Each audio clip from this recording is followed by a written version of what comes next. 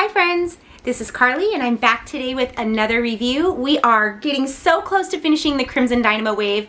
The right leg, is the figure that we're talking about today. And I'm loving still. I can't wait to do a review on this, the way this guy is coming together. And the figure that came with this particular part is Spymaster. Now, I just want to say before I get started on this figure, I feel like we've been on kind of a journey with this BAF series, and that's always how it goes. There are some hits, there are some misses. It's usually not a uniform, all of them are great or all of them are horrible. Hopefully that doesn't happen. It's kind of a mix of wins and iffy figures and some that are not so great. I feel like I really loved Taskmaster. A lot of people didn't like the design, but the figure itself was really cool. I loved Winter Soldier. Red Guard was not for me. It was sort of a bland figure. And Yelena was a cool looking figure, but not really the most exciting in the series. And then there's Crossbones, who had the potential to be super awesome and had all kinds of sort of missteps as far as the design and body went. It brings me absolutely no pleasure whatsoever to say that this is not only by far and away the worst figure in this line, this is probably the worst action figure that I have ever laid hands to. And when I saw him, when I purchased him about a month ago or a little more than that, I was really excited about him. I was excited to learn about the character because he looked kind of cool. I like the color scheme of him. You know, he looks like a really cool 70s comic book character.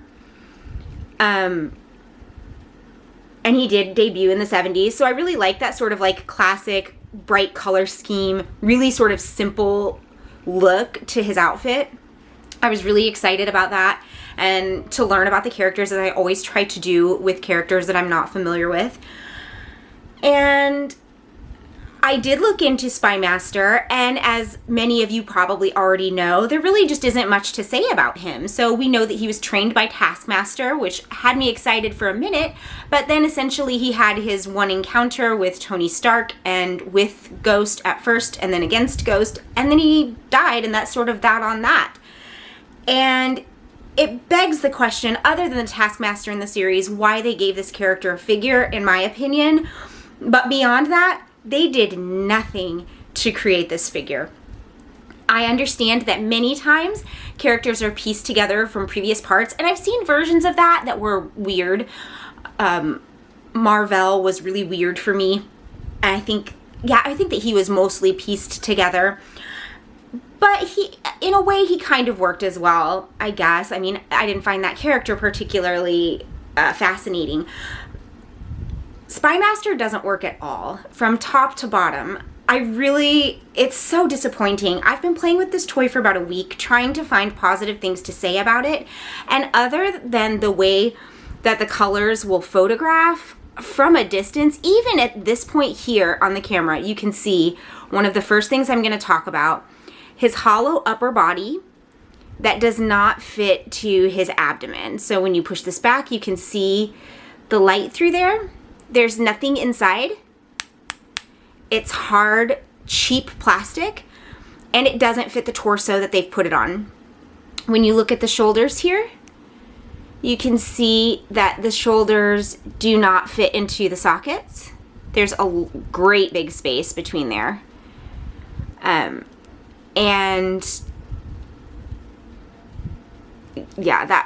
the shoulders don't fit in.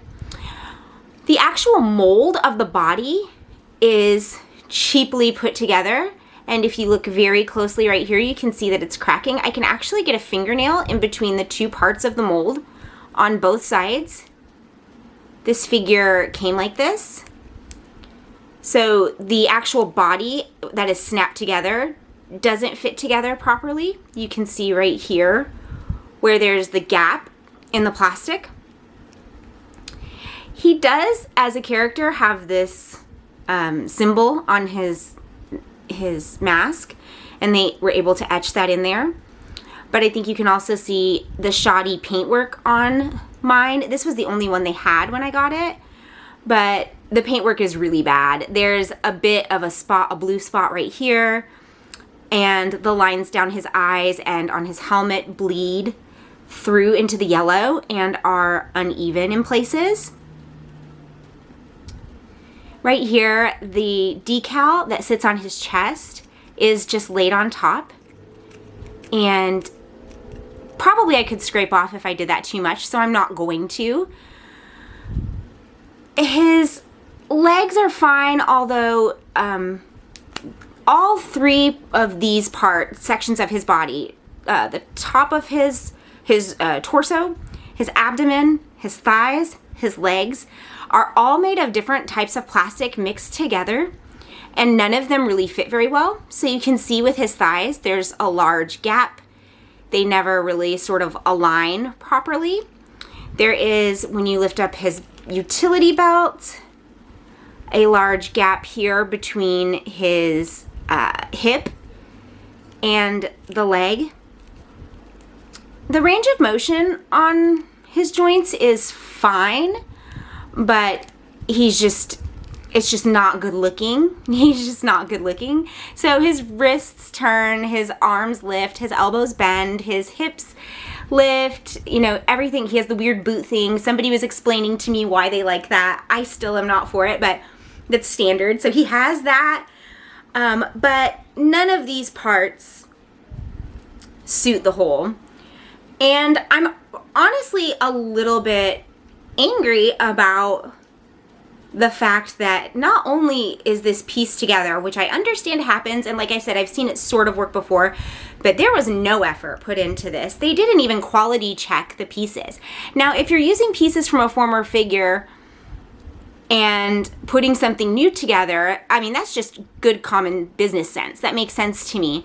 But you can't still send out on a brand new product damaged goods, which is what this is. This whole figure is literally just damaged goods.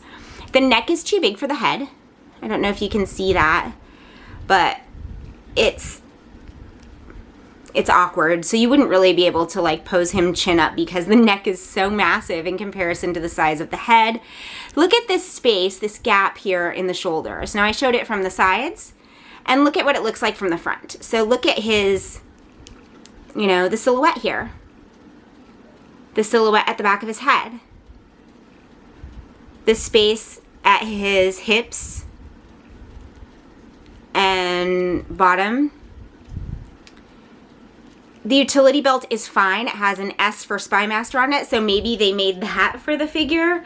But again, we can see some of the really rotten paintwork here on the gloves, and the bleeding over, and a couple of dots of blue.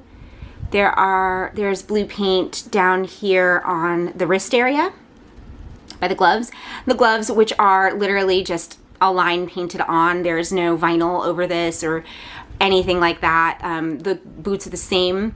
It's just painted, and they used a shoe instead of, if they were gonna have the turn here, why wouldn't they do a whole boot? I don't know. It's fine, I guess, as fine as it can be, but it's just different. It's not like a boot sole, so they didn't even use a boot sole with it, which feels like this character should have a boot sole. It's just awful. I'm not going to belabor the point and talk about how awful it is for another 10 minutes because I think I've made that point. But with this figure, if this were the first figure I had ever gotten, I would never purchase anything else from Hasbro again. And that is a pretty bold statement from me because I like action figures and toys so much that everybody's kind of gets a pass with me because I just like to have them. I like to collect them. I like to have them on my shelves. I like to play with them. I play with almost all of my toys. I have very few items that I keep in boxes or displayed on the wall. I like to use them and take pictures of them and just be silly with them. And this is awful. I would feel totally comfortable calling Hasbro and asking them for at least 6 of my $20 back. I feel like this is a shameful product. I feel like they should not have put this on the shelves, and I really don't have anything else to say about it. I wish that this wasn't such a downer because we are so close to the end. I think the final figure is going to be really excellent, and I feel like it's been a couple since I've had a really excellent one, and I don't like to be super, you know, down on figures, because part of what I like to bring to the table is that I'm a casual collector. So there's a lot of terms and lingo and specifics and minutia and small detail that I don't necessarily know all about. But when it comes to opening my wallet, putting cash on the counter, and bringing something home because I like it and I want to use it, I think that I try to offer some really authentic, anecdotal opinions. And in this case, I don't have anything positive to say. At any, you know, no matter how far away or close I get, this figure is an absolute mess. It's nothing for Hasbro or Marvel Legends to be proud of, and I don't even think I'm actually going to put this one on my shelf. If you've noticed, like, as the weeks go by, I put each figure, or as the days go by, I put each figure up, and I'm not going to put this guy on my shelf because I know that I am never going to do anything with him. So I'm going to stop this review with that. It's an unfortunate series of events with this particular guy, but I don't think that that is the standard. That's not how it's always going to be. I think it's just something that is going to happen with piecemeal figures. When they're using bits and pieces and parts and pieces from other figures to put something together, it's probably really difficult to choose a character that'll work for, and then it's probably really difficult to have it come out perfectly. But my thought on it would be that if it's going to come out this poorly, maybe come up with another idea, because this is just, quite frankly, unacceptable to expect consumers to throw down good money, $20, $22 after tax, or if you're having it shipped, even more, $28 or $29. This is almost kind of an outrage, really. So do better with these piecemeal figures, Hasbro. I'd really appreciate seeing a little bit more effort and a little bit more respect for my dollars next time you do this. So that's that on that, you guys. I wish it was a better review. I wish it was a little bit more positive, but I am positive that the next figure will give us the final piece of our Crimson Dynamo, and I am loving the way he looks. I can't wait to start playing with him, which I will actually be doing tonight. I will be doing another video the day after tomorrow, which will be Sunday. That will be the final figure in the series, the Black Widow figure. And then the following day, right after that on Monday, I'm going to review the Crimson Dynamo himself. So thank you guys for watching today. I really appreciate everybody's comments, reviews, sharing my videos, and let me know what you think of this guy. If I got it all wrong, I'd love to hear about that. And if you think that I missed something, I'd love to know, and maybe I can give it another look and feel a little bit better about it. Anyway, thanks so much for watching, and I will be back the day after tomorrow with another video. Thanks, guys. Bye.